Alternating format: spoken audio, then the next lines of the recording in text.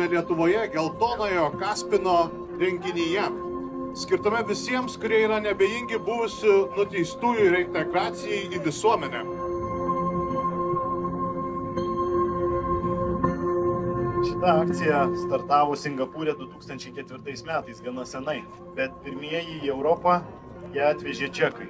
Pagrindė žmonės, kurie susiję, ne vien tik tai nuteistieji, buvę nuteistieji, esami nuteistieji, bet ir kiti žmonės, kurie labai jautriai paliečiami, kai su tuo susieja.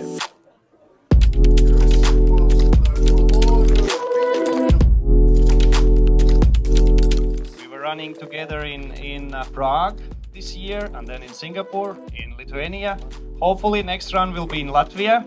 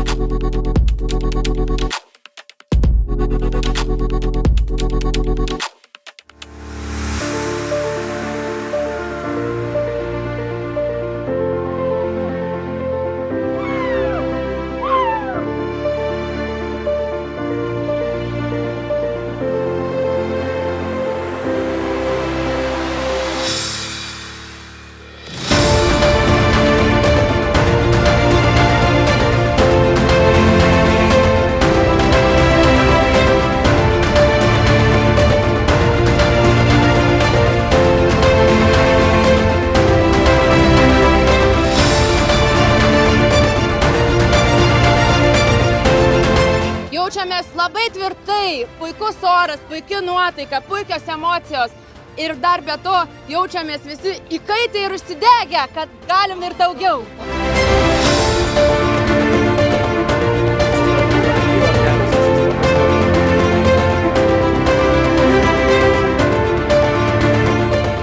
Buvo gan sunku, bet tai pusiau ir pabėgti, ir pavaikščioti, taip ir pabėgti, tai buvo smagu šiaip.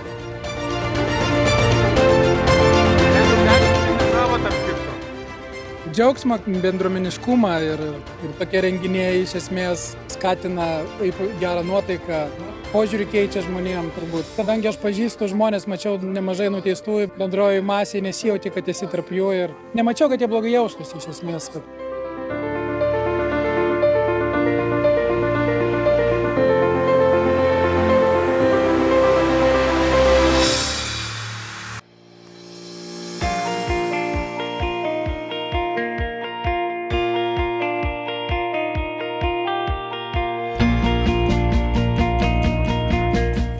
Tiko, iššūkis buvo sunku bėgti, bet mane tėtis palaikė. Su tėčiu kartu bėgom. Nuostabu, puikios emocijos, tikrai geras iššūkis, man pačiam super.